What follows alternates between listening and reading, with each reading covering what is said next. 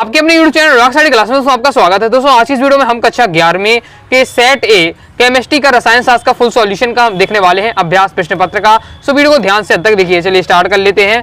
Okay, जितने मैं आपको आंसर बताऊंगा एकदम क्लियर बताऊंगा क्योंकि मैंने इनके आंसर स्वयं ही हल किए। ओके, तो पहला है अपना सही विकल्प का चुनकर लिखना है। पहला है परमाणुओं के कक्षकों में इलेक्ट्रॉनों का भरना किन नियमों का पर आधारित। ओके, तो ये सभी जो नियम है लगभग क्या है, इलेक्ट्रॉन भरने के नियम है, लेकिन इसका आपका राइट आंसर आपका हुंड का नियम हो जाएगा क्योंकि इसमें क्या कक्षक के आधार में, तो कक्षक होता है, अब जब कक्षक में बांटा जाता है और उसमें भरे जाते हैं इलेक्ट्रॉन, वो हुंड के नियम में होता है ये सिस्टम। ओके, नेक्स्ट हो जाता है आवर्त सारणी में 36 पंक्ति को कहा जाता है, तो इसका राइट आंसर आपका आवर्त। ओके, आवर्त कहा जाता है।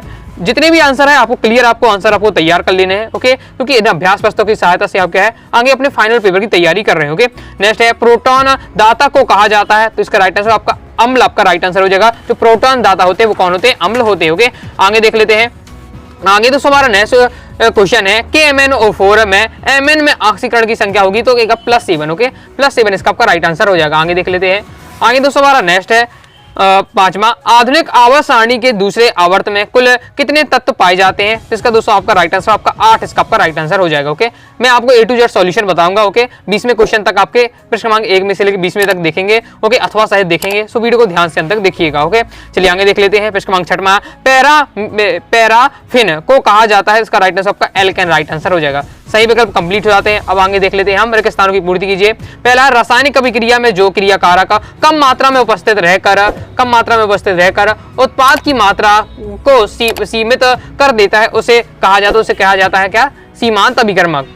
सीमांत अभिकर्मक का राइट आंसर हो जाएगा। आगे मैं लिखित रूप में आपको दिखाऊंगा तो आपको टेंशन बिल्कुल नहीं लेनी है। दूसरा है नाभिक में उपस्थित प्रोटॉन एवं न्यूट्रॉन को कहा जाता है, तो क्या कहा जाता है, न्यूक्लियोन कहा जाता है। ओके, नेक्स्ट है एक तत्व के संयोजी कोष में 5 इलेक्ट्रॉन उपस्थित हैं, तो वह तत्व 10 वर्ग का है, तो कहे से 15वें वर्ग का राइट आंसर हो जाएगा, 15 हो जाएगा। नेक्स्ट है द्विध्रुव आघूर्ण की इकाई है, तो इसकी इकाई हो जाती है द्विध्रुव आघूर्ण की coulomb into metre right answer हो जाएगा।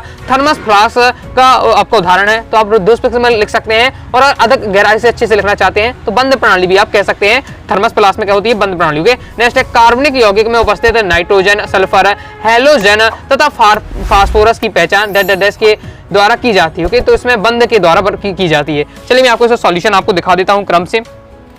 तो पहले में दोस्तों आपका राइट आंसर होगा सीमांत अभिकर्मक, दूसरे का राइट आंसर आपका न्यूक्लियोन, तीसरे का राइट आंसर आपका 15वां वर्ग, चौथा का राइट आंसर होगा कूलाम इंटू मीटर, 5वें का राइट आंसर आपका रुद्धोष्मक्रम या बंद प्रणाली आप कह सकते हैं, और उसका 6वें का राइट आंसर आपका बंद। ओके, तो इस प्रकार से अपने क्या है रिक्त स्थान की पूर्ति हो जाती है। चलिए आगे देख लेते हैं।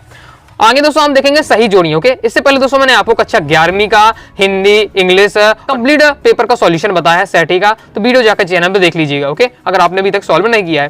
फिर नेक्स्ट देख ले सही जोड़ियां, तो एरोमेटिक हाइड्रोकार्बन, तो ये आपका हो जाएगा एमीन से मिला देना है आपको। फिर है आपका समपरमाणिक अणु की ऑक्सीकरण संख्या, तो ये आपका किससे हो जाएगा, इसको आपको मिला देना है आपको 0, तो ये आपका हो जाएगा दूसरे का 0। ओके, तीसरा है आपका वर्ग 16 का समान इलेक्ट्रॉनिक विन्यास होगा आपका 5वें नंबर का NS2 NP4। ओके, ये हो जाएगा। फिर नेक्स्ट है तंत्र की अव्यवस्था का मापन कौन करता है, एंट्रोपी करता है, तो एंट्रोपी हो जाएगा। नेक्स्ट है हाइड्रोजन स्पेक्ट्रम हो जाएगा आपका रेखीय। ओके, तो इस प्रकार से अपने कंप्लीट हो जाता है। सही जोड़ी के स्क्रीनशॉट ले सकते हैं। अब देख लेते सत्ता पहला है विलायक के 1 किलोग्राम में उपस्थित विलय के मोलों की संख्या को हम क्या है मोललता कहते हैं, तो ये आपका क्या हो जाएगा, ये आपका सत्य हो जाएगा। ओके, नेक्स्ट देख लेते हैं। नेक्स्ट है दोस्तों हमारा किसी भी कोष में अधिकतम 8 इलेक्ट्रॉन होते हैं, तो ये आपका क्या हो जाएगा, असत्य हो जाएगा। फिर नेक्स्ट है दोस्तों हमारा हाइड्रोजन इलेक्ट्रोड का मापन इलेक्ट्रोड विभव -0.34 वोल्ट होता है, तो ये भी हमारा क्या असत्य हो जाएगा। ओके, अब आगे देख लेते हैं चौथा। नेक्स्ट दोस्तों हमारा आ जाता है चौथा, जिस धातु की छड़ पर ऑक्सीकरण होता है उसे कैथोड कहा जाता है, तो चौथा हमारा क्या हो जाएगा, चौथा भी असत्य हमारा हो जाएगा। ओके, पांचवा है दोस्तों जो गुण निकाय में उपस्थित पदार्थ की मात्रा पर निर्भर करते हैं उसे विस्तीर्ण गुण कहा जाता है, ये आपका सत्य हो जाएगा। ओके, नेक्स्ट है दोस्तों हमारा पदार्थ की मात्रा का SI मात्रा किलोग्राम होता है, तो ये आपका क्या हो जाएगा, असत्य हो जाएगा, ये आपका सत्य। ओके, इस प्रकार से हमारा सत्य हो जाता है। अब देख लेते हैं हम एक वाक्य एक शब्द में उत्तर देना है। पहला है दोस्तों हमारा KW को कहा जाता है, इसको फुल फॉर्म आपको लिखना है एक शब्द में, इसको कहते हैं किलोवाट। ओके, दूसरे का पहले का राइट आंसर हो जाएगा किलोवाट। ओके, दूसरा है हमारा कार्बनिक यौगिक की रचनाओं और को रेखाओं में से निरूपित करना कहलाता है। तो ये आपका हो जाता है रेखीय संरचना सूत्र, इस प्रकार से आप लिख सकते हैं। रेखल 2 में आपको सॉल्यूशन आगे दिखाऊंगा। ओके, नेक्स्ट है आक्रमणकारी अभिकर्मक की उपस्थिति में पाई इलेक्ट्रॉन युग्म का विस्थापन कहलाता है। तो इसका दोस्तों आपका राइट आंसर हो जाएगा इलेक्ट्रोमेरिक प्रभाव। इलेक्ट्रोमेरिक प्रभाव इसका आपका राइट आंसर हो जाएगा। नेक्स्ट है कमरे में रखे गर्म पानी का ठंडा होना किस प्रक्रम का उदाहरण है? तो चक्रीय प्रक्रम का उदाहरण है। फिर है प्रभावी नाभिकीय आवेश किसे कहते हैं? किसी परमाणु के बाह्यतम कोष के इलेक्ट्रॉनों पर नाभिक के द्वारा लगने वाला बल आकर्षण बल कहलाता है। ओके, ये आपका दिया हुआ है, नाभिकीय आकर्षण बल आपका कहलाता है। इस प्रकार से आपको लिखना है। तो पहले का राइट आंसर आपका किलोवाट, दूसरे का राइट आंसर हो जाएगा रेखीय संरचना सूत्र, और दूसरे वाले को थोड़ा आप क्लियर कर लीजिएगा। ओके, तीसरा आपका हो जाएगा इलेक्ट्रोमेटिक प्रभाव, चौथे का आपका हो जाएगा चक्रीय प्रक्रम, पांचवा है किसी परमाणु में बाह्यतम कोष के इलेक्ट्रॉनों पर नाभिक के द्वारा लगने वाला बल क्या कहलाता है? आपका कहलाता है इसमें नाभिकीय आवेश। ओके, कंप्लीट हो जाता है। अब देख लेते हैं हम प्रश्न क्रमांक 6 में से सॉल्यूशन। ओके, तो छठवां है हमारा NH3 लुईस क्षारक है क्यों? चलिए सॉल्यूशन देख लेते हैं। चलिए इसका सॉल्यूशन हम देख लेते हैं। इसका सॉल्यूशन आपका ये दिया हुआ है कि जो आपका क्या है NH3 है, लुईस क्षारक है। NH3 मतलब अमोनिया। ओके, तो ये आपको बताना है क्यों है कि इसमें आपको लिखना है ये आपको लुईस क्षारक लुईस अम्ल के बारे में बताया कि क्षार अवधारणा के अनुसार वे यौगिक या पदार्थ जो एकांकी युग्म में दान कर सकते हैं। अमोनिया के इलेक्ट्रॉनिक संरचना से स्पष्ट होता है कि अमोनिया नाइट्रोजन के पास एक एकांकी इलेक्ट्रॉन युग्म है जिस पर वह रासायनिक अभिक्रिया दान कर देता है, इसलिए वह क्या है अमोनिया प्रबल लुईस क्षार की तरह कार्य करता है। ओके, और मैं अगर एक शब्द में अगर पूछे कि NH3 क्या है, लुईस क्षारक है, तो क्यों है? अगर एक शब्द में पूछे तो आप लिख सकते हैं क्योंकि इसके पास क्या है एक एकांकी युग्म है। ओके, एक एकांकी क्या है इलेक्ट्रॉन पाया जाता है। ओके, बाकी मैंने आपको डिटेल से बता दिया है। नेक्स्ट देख लेते हैं। नेक्स्ट हमारा अथवा है। अथवा के साथ मैं आपको सॉल्यूशन बताने की पूरा कोशिश करूंगा। ओके, देख लीजिए। अथवा हमारा पेय पदार्थ के नमूने में हाइड्रोजन आयन की सांद्रता 3.8 × 10⁻³ मोल है। तो इसका क्या है आपको pH मान निकालना। ओके, अभ्यास इसके साथ जो अथवा वाला है उन्हें भी आपको सॉल्व करना चाहिए क्योंकि अभ्यास प्रश्न पत्र है, सभी एकदम सिलेक्टेड क्वेश्चन। ओके, तो इसका सॉल्यूशन आपको इस प्रकार से करना है। ये आपको पूरा कंप्लीट सॉल्यूशन दिया हुआ है। सो आप देख लीजिए, ये आपका फॉर्मूला होता है pH का, बस आप मान रख दीजिएगा। इस प्रकार से मान रखते हैं तो बस आपका आ जाएगा 2.42 और यही आपका निकल आता है pH। तो पेय पदार्थ का pH हो जाएगा 2.42, अतः ये क्या है अम्लीय होगा। ओके, जब भी क्या है 7 से नीचे होता है pH मान तो क्या आपका अम्लीय आता है। ओके, तो आपका हो जाएगा अम्लीय और बहुत अम्लीय होगा। ओके, तो कंप्लीट हो जाता है। आगे देख लेते हैं 7वां द्रव्यमान संरक्षण का नियम लिखना है। चलिए द्रव्यमान संरक्षण का नियम देख लेते हैं।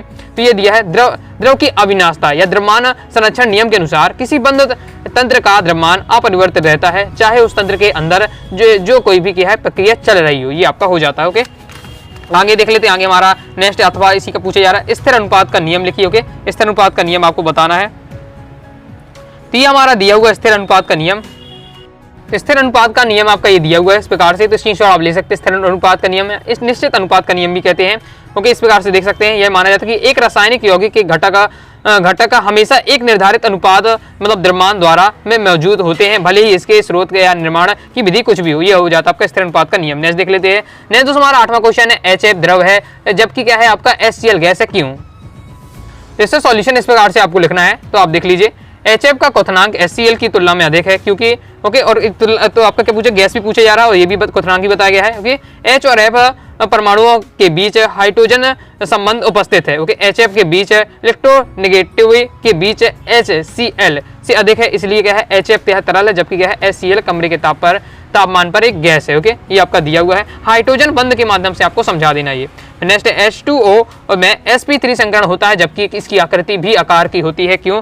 ओके, चलिए इसका सॉल्यूशन मैं आपको बता देता हूँ। तो इसका सॉल्यूशन आप इस प्रकार से लिख सकते हैं। ओके, यहाँ से आपको लिखना है H2O का आकार चतुष्फलकीय है सिवाय इसके 2 चतुष्फलकीय शिखरों पर। ओके, इस प्रकार से आपको लिखना है। ओके, इसलिए हमको क्या है ये प्रतीत होता है, यहाँ आभास किया प्रतीत लिख सकते हैं आप। इस प्रकार से H2O क्या एक भी आकार का होता है, स्क्रीनशॉट ले सकते हैं। आगे दोस्तों हम नेक्स्ट देख लेते हैं। 9वां है कैंसर जनी हाइड्रोकार्बन किसे कहते हैं? ओके, ये क्लियर आंसर नहीं है क्योंकि इसमें कैंसर जनी का नहीं आ रहा मुझे समझ में।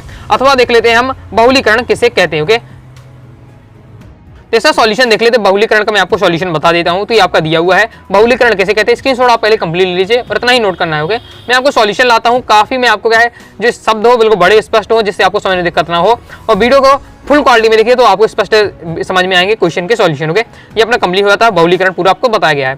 फिर हमारा नेक्स्ट पूछा जा रहा है प्रश्न क्रमांक 10 में आ जाता है ऊष्मागतिकी का क्या तीसरा नियम लिखना है हमको। चलिए देख लेते हैं ऊष्मागतिकी का तीसरा नियम, तृतीय नियम। तो ये आपका दिया है ऊष्मागतिकी का तृतीय नियम, तो स्क्रीनशॉट आप ले सकते हैं। ऊष्मागतिकी का मैं आपको तृतीय नियम बता रहा हूँ। ओके, और दोस्तों अभी तक आपने क्या वीडियो को लाइक नहीं, वीडियो लाइक करके सब्सक्राइब जरूर कर दीजिएगा। कोई डाउट आता है दोस्तों क्या तुरंत ही क्या कमेंट बॉक्स में आप पूछ लीजिएगा। ओके, तो ये अपना क्या कंप्लीट हो जाता है, यहाँ तक आपको लिखना है वाली अवस्था हो, बस यहाँ तक। ओके, फिर नेक्स्ट देख लेते हैं। नेक्स्ट हमारा रुद्धोष प्रक्रम कैसे कहते हैं, चलिए इसे देख लेते हैं। तो ये आपका दिया हुआ रुद्धोष प्रक्रम कैसे कहते हैं, तो ये आपका बताया हुआ रुद्धोष प्रक्रम के बारे में, तो स्क्रीनशॉट आप ले लीजिए। ओके, जिसमें क्या है, जिसमें ऊष्मा का आदान प्रदान क्या है, अवरुद्ध हो जाए, मेन इसका होता है रुद्धोष प्रक्रम इसे कहते हो।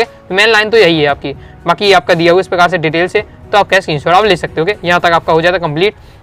नेक्स्ट हमारा आ जाता है एथेनॉल में कार्बन, हाइड्रोजन एवं ऑक्सीजन का क्या है द्रव्यमान प्रतिशत ज्ञात कीजिए। चलिए मैं आपको बता देता हूं, तो इस प्रकार से आपको लिखना है। चलिए एथेनॉल का आणविक सूत्र, ओके, यहाँ आप क्लियर देख लीजिएगा, CH वैसा आपको लिखना है। ओके, और फिर इस प्रकार से आपको क्या है एथेनॉल का मोलर मास इस प्रकार से आपको निकाल लेना है। और फिर आपका निकल आता है ऑक्सीजन का द्रव्यमान प्रतिशत रहेगा 34.73। ओके, अब मैंने आपका यहाँ ऑक्सीजन का बता दिया। ओके, अब आपका क्या है कार्बन का भी पूछा जा रहा है और हाइड्रोजन का भी क्या है द्रव्यमान प्रतिशत पूछा जा रहा है, तो इसे सॉल्व कर लीजिएगा। बाकी मैं आपको इसका आंसर बता देता हूँ। ओके, इसका आंसर आपका निकलेगा ऑक्सीजन है आपका 34.72, मैंने आपका सॉल्यूशन इसे बता दिया है। इन दोनों का आंसर हो जाएगा इस प्रकार से, इतना प्रतिशत पाया जाता है। ओके, सॉल्यूशन इन दोनों का आप करने का प्रयास करिएगा। ओके, आगे देख लेते हैं। आगे हमारा अथवा है किसी पदार्थ के 3.01 × 10⁻23 अणु हो तो उसके मोल की संख्या ज्ञात कीजिए। चलिए मैंने इसको आप सॉल्व किया है, तो मैं आपको बताता हूँ किस प्रकार से आपको इसे हल करना है।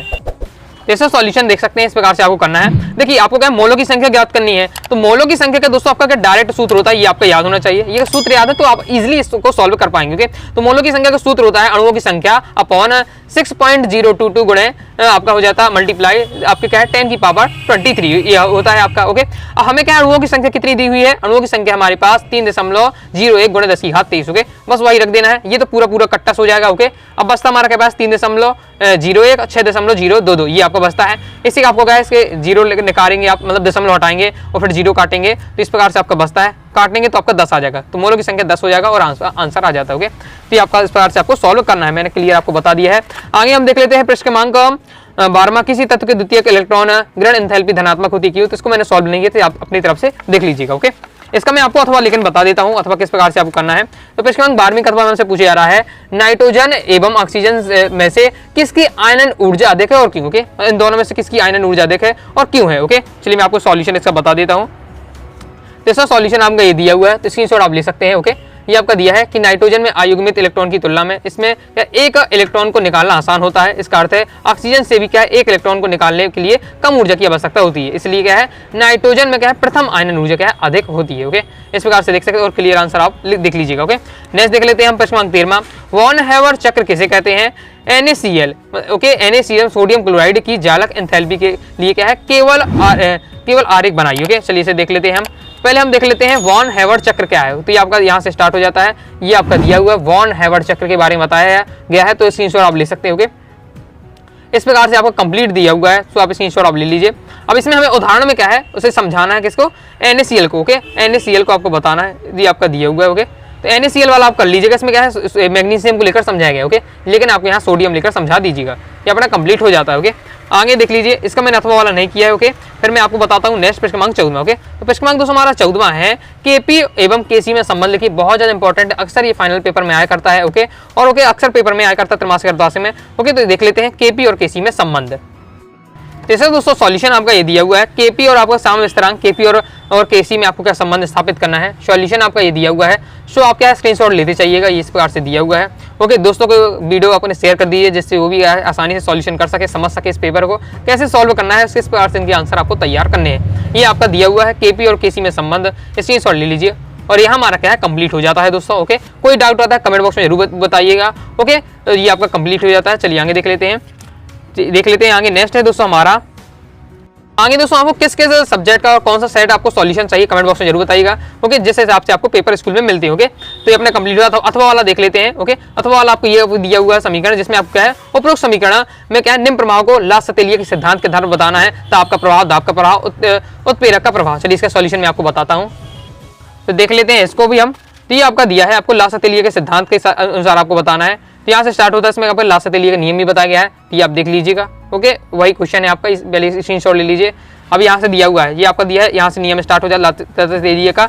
ओके, और फिर इसमें हमें क्या है, इसमें दाव बताना, ताव के बारे में बताना है। ओके, तो इस प्रकार से दिया है दाव, दाब, ताव, सांद्रता। ओके, तो स्क्रीनशॉट आप क्या है फास्ट आप ले लीजिए, और ये हमारा क्या है कंप्लीट हो जाता है। ओके, यही हमसे पूछा गया है। ओके, इसमें क्या उत्प्रेरक का प्रभाव बस मैंने नहीं बताया, बाकी आपको ताप का प्रभाव बता दिया, दाब का प्रभाव, ये आपका दिया दाव का प्रभाव, ताप का प्रभाव, उत्प्रेरक का प्रभाव भी एक बार आप देख लीजिएगा। ओके, इस प्रकार से यहाँ हमारा कंप्लीट हो जाता है। आगे देख लेते हैं, आगे नेक्स्ट हमारा आ जाता है पृष्ठक्रमांक 15, क्रियात्मक एवं स्थान समयवता को ध्यान से लिखिए। स्थिति नहीं है, यहाँ आपका अब हो जाएगा आपका स्थान समयवता होना चाहिए। ओके, तो देख लेते हैं अपन इसका सॉल्यूशन। ओके, तो आपका स्थान और स्थिति यहाँ एक ही बात है। ओके, तो कोई गलत नहीं है, स्थान और स्थिति कोई भी आपसे पूछे एक ही बात हो जाती है। इस प्रकार से आपको लिखना है सॉल्यूशन, ये आपका दिया हुआ है। ओके, तो स्क्रीनशॉट आप ले सकते हैं। पहले आपको समयावता बताई गई है, समयावता क्या कहलाती है, फिर यहाँ से आपका स्टार्ट हुई आपकी हेडिंग। ओके, इसे हेडिंग ला लीजिएगा, स्थान या स्थिति समयावता। देखिए स्थान और स्थिति दोनों शब्द आए हैं। ओके, ये आपका दिया है, स्थिति समयावता के बारे में दिया हुआ है, फिर उदाहरण के साथ आपको यहाँ समझा दिया गया है। ओके, कंप्लीट हो जाता है। ओके, थोड़ी आपका कंप्लीट हो जाता है। चलिए आगे देख लेते हैं। इसके बाद दोस्तों हमसे क्या पूछा जा रहा है, क्रियात्मक समयावता। तो ये आप क्रियात्मक समयावता की हेडिंग डालिएगा, फिर इसके बाद आपको सॉल्यूशन लिखना है, ये आपका दिया हुआ है। तो स्क्रीनशॉट लीजिए क्रियात्मक समयावता, और ये आपका एग्जांपल दिया है, कंप्लीट हो जाता है। चलिए आगे देख लेते हैं। आगे हमसे अथवा इस प्रकार से दिया गया है, जिसमें आपको क्या है इनके IUPAC नाम लिखने हैं, तो इसे आप देख लीजिएगा, इसको मैंने नहीं किया। ओके, तो अपना ये कंप्लीट हो जाता है। आगे देख लेते हैं नेक्स्ट क्वेश्चन।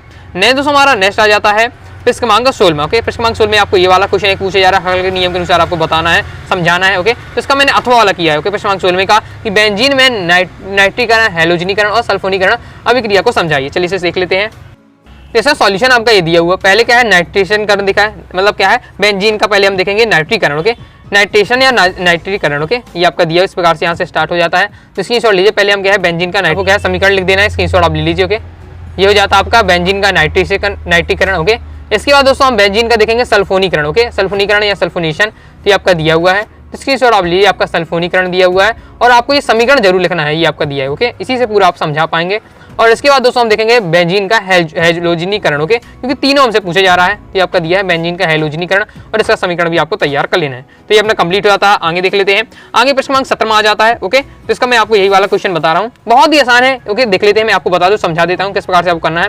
इसमें देखिए क्या है, हमें ए है, जो ए लिखा हुआ है, ये हमें क्या दिया है परमाणु संख्या दी है, और जो जेड है वो क्या है आपकी जो ए है वो आपका क्या है परमाणु द्रव्यमान है, और जो जेड है वो आपका क्या है परमाणु संख्या। ओके, तो इनका क्या है पूर्ण प्रतीक आपको बनाना है। पूर्ण प्रतीक बनाना आपको क्या है 4 क्वेश्चन इसके अंदर पूछेगा, कुछ 4 नंबर का। ओके, किस प्रकार से करना है, तो किस प्रकार से करना है चलिए मैं आपको बता देता हूं। तो पहले आपको क्या करना है, ओके, तो इसमें आपको सबसे पहले ध्यान रखना है, जब भी कोई पदार्थ होता है, वो कोई भी पदार्थ एग्जांपल ले लेते हैं, मान लीजिए हमारा N है। ओके, तो N है, ये मतलब हमारा सोडियम है, सोडियम है हमारा। ओके, तो इसका हमें पता है, इसका यहाँ देखिए दिया भी हुआ है, यहाँ आपका सोडियम वाला पूछा गया है, आपका ये पूछा गया है। तो सोडियम का आपका जो होता है परमाणु आपका द्रव्यमान वो होता है 23। ओके, तो आपका 23 ऊपर आएगा और 11 नीचे आएगा, ये आपके होते हैं। तो आपको ध्यान रखना, जब भी कोई पदार्थ होता है तो उसका जो क्या है परमाणु द्रव्यमान होता है, या परमाणु द्रव्यमान या परमाणु भार होता है। जैसे सोडियम का 23 है परमाणु द्रव्यमान या परमाणु भार, तो वो क्या है हमेशा ऊपर लिखा जाता है उसके सिर पर, कि जो हमारा भार कहाँ पड़ा रहता है, हमारा दिमाग का पूरा दिमाग में हमारा होता है। ओके, तो हमेशा क्या ध्यान रखना है कि भार हमारे क्या होता है, हमारे सिर पर होता है। ओके, और फिर जो आपकी संख्या होती है वो आपकी क्या है नीचे होती है। ओके, तो अब नीचे लिखना है, ये आपको ध्यान रखना है,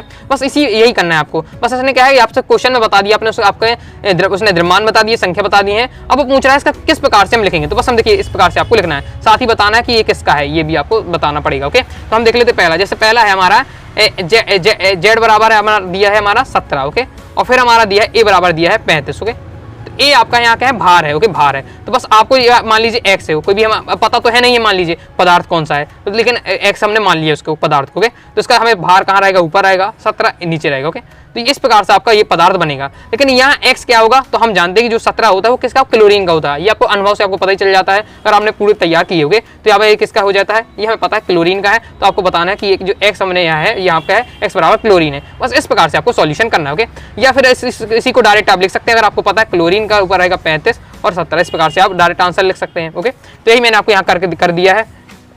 तो ये आपको लिख सकते हैं, आपको हो जाएगा x की पावर हो जाएगी यहाँ आपकी, मतलब 35 रहेगा, नीचे 17, बस x से लगेगा, वो a आपको ऊपर लिखना है, z आपको नीचे लिख देना है, जहाँ x बराबर आपका इसमें क्या है Zn है। ओके, फिर आपका जो आपका देखिए 30 किसका होता है, Zn का होता है, जिंक का। ओके, 11 किसका होता है, सोडियम का होता है, मतलब सोडियम की परमाणु संख्या 11 हो जाती है, और यहाँ आपका दिया आर्गन का होता है 18। ओके, तो आप डायरेक्ट लिख सकते हैं इस प्रकार से, या फिर आप ऐसे लिख सकते हो। ओके, समझ गए होंगे। चलिए हम इसका अथवा वाला मैंने आपको नहीं किया है। ओके, हम देख लेते हैं पृष्ठक्रमांक 18वां। ओके, तो प्रश्न क्रमांक 18वां है हमारा नाइट्रोजन अणु का आणविक कक्षक आरेख बनाइए।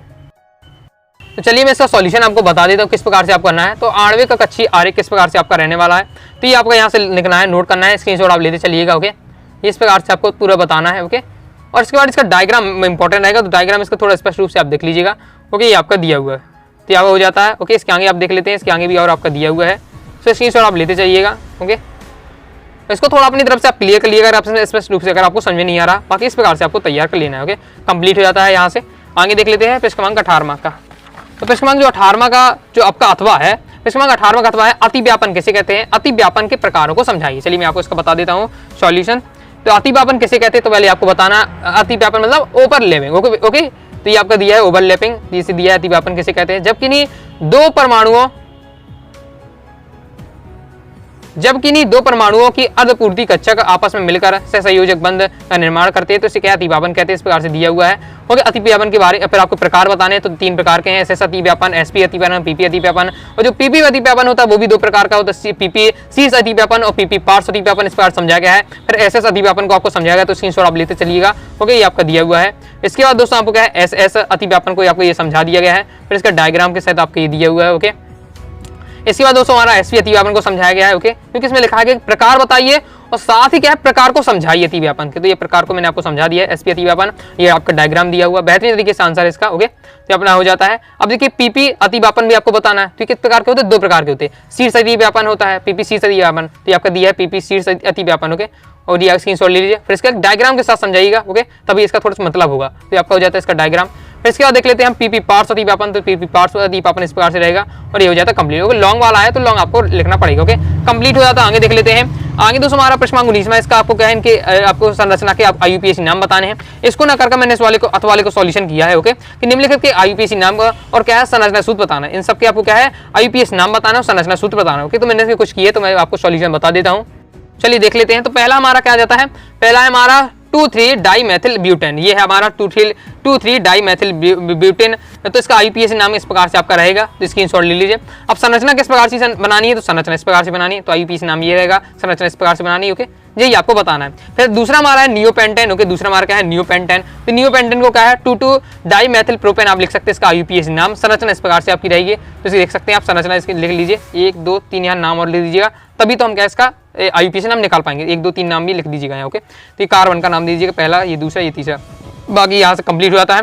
तीसरा है मेथॉक्सी बेंजीन, तो इसका क्लियर नहीं मिल पाया मुझे, तो आप इसका बताइएगा, इसका स्वयं आप बता दीजिएगा कि इसका क्या आपका आईयूपीएसी नाम होगा। मेरे अनुसार ये आईयूपीएसी नाम होना चाहिए, संरचना सूत्र भी इसी के अनुसार आपको बना लेना है। ओके, देखिए इस बार क्लियर कर लीजिएगा अपने टीचर से भी। फिर हमने अपना चौथा है साइक्लोहेक्सेन 1 तो इसका सूत्र हो जाएगा मतलब आईयूपीएसी नाम हो जाएगा C6H10 हो जाएगा। ओके, और फिर आपका चित्र किस प्रकार से बनेगा, इस प्रकार से आपका रहने वाला है, ये चित्र आपका इस प्रकार से रहेगा। ओके, यहाँ आपके 6 आपके कार्बन आ जाएंगे। ओके, और फिर इनमें हो जाएंगे आपके क्या आ जाएंगे हाइड्रोजन आएगा, और यहाँ आपको यह डबल बॉन्ड रहेगा इस साइड। ओके, ये आपका डबल बॉन्ड रहेगा, थोड़ा इन भी जुड़ा है, तो यहाँ आपका कंप्लीट हो जाता है। ओके, अब आगे देख लेते हैं प्रश्न क्रमांक 20वां। प्रश्न क्रमांक 20वां दोस्तों हमारा क्या पूछा जा रहा है, 20वां हमारा समरूपीय समयोता को एथेन के उदाहरण की सहायता से समझाना है। मतलब आपको क्या है समरूपीय समयोता को समझाना है एथेन के उदाहरण के साथ। सॉल्यूशन आपका यहाँ दिया हुआ है, तो स्क्रीनशॉट आप फास्ट ले लीजिए, ये आपका दिया हुआ है। ओके, वीडियो लाइक नहीं, वीडियो लाइक करके सब्सक्राइब कर दीजिए। ओके, तो ये आपका दिया हुआ देख रहे हैं आप, मैं लगातार आपके लिए मेहनत कर रहा हूँ, प्रयास कर रहा हूँ कि आपको क्या क्लियर आंसर बता सकूँ, समझा सकूँ। ओके, तो मैं आपको जो मेहनत कर रहा हूँ, अगर आपको लगता है कि वास्तव में मैं आपके लिए लगातार मेहनत कर रहा हूँ, तो आप जरूर वीडियो को लाइक करिएगा। ओके, इससे क्या है मुझे मोटिवेशन मिलता है आपका सपोर्ट करने के लिए। ये अपना यहाँ से हो जाता है कंप्लीट, इसके आगे आपका थोड़ा ये दिया हुआ है, तो स्क्रीनशॉट आप ले लीजिए। ओके, ये अपना कंप्लीट हो जाता है। आगे नेक्स्ट हमसे पूछा जा रहा अथवा में इसी प्रश्न क्रमांक 20 में गए कि मार्कोनी का आपका नियम लिखिए। मार्कोनी का और क्या है प्रति मार्कोनी का उदाहरण से आपको नियम बताना है। ओके, मार्कोनी काप का, ओके, और प्रति मार्कोनी काप या एंटी मार्कोनी काप का नियम। ओके, तो इसका मैंने आपको बता रहा हूँ, तो ये आपका दिया है मार्कोनी काप का नियम। ओके, तो ये आपका दिया है मार्कोनी काप का नियम, सो स्क्रीनशॉट आप लीजिए फास्ट ही। और ये हमारा क्या है, ये आपका दिया है मार्कोनी काप का नियम, और ये अपना कंप्लीट हो जाता है। ओके, एंटी मार्कोनी काप का नियम भी क्या है आप अपने से लिख लीजिएगा। ओके, अभी मैंने आपको केवल मार्कोनी काप का नियम बताया, तो इसे आप थोड़ा अपनी तरफ से देख लीजिएगा। तो इस प्रकार से मैंने आपको क्या है लगभग पूर्ण आपको क्या है कक्षा 11वीं का रसायन शास्त्र का सेट ए का अभ्यास प्रश्न का कंप्लीट सॉल्यूशन बताया है। ओके, आगे आपको किस सब्जेक्ट का सॉल्यूशन चाहिए कमेंट बॉक्स में जरूर बताइएगा। वीडियो पसंद आए वीडियो लाइक करें, चैनल सब्सक्राइब जरूर करिएगा। कोई डाउट होता है कमेंट बॉक्स में आप जरूर पूछ लीजिएगा। टेलीग्राम चैनल ज्वाइन कीजिए, टेलीग्राम चैनल को ज्वाइन कर लीजिएगा, व्हाट्सएप चैनल को ज्वाइन कर लीजिएगा। कंप्लीट सॉल्यूशन चाहते हैं तो अपनी वेबसाइट से जाकर डाउनलोड कर लीजिएगा। ओके, और टेलीग्राम चैनल को भी ज्वाइन कर लीजिएगा। मिलते हैं नेक्स्ट वीडियो में, तब तक के लिए बाय बाय।